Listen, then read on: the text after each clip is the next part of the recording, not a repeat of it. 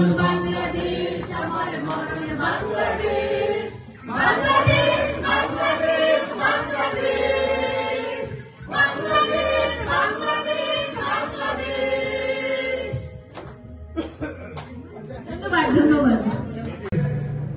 ইতিহাস ভোলার মতো না। আজকেও একটি পয়সা যদি শিক্ষকরা পেয়ে থাকে, কার কাছে পেয়েছে? তার কাছে পেয়েছে সরকারি তহবিল থেকে 50% বেতন উনি দিয়েছিলেন। আমি ইতিহাস কথা বলতে পারবো না হয়তো এখন, সময় খুব সংক্ষিপ্ত।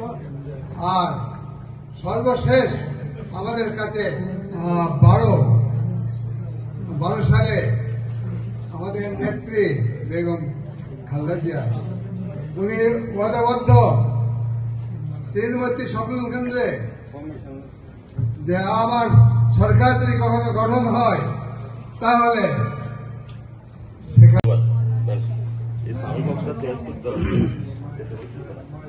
সম্মানিত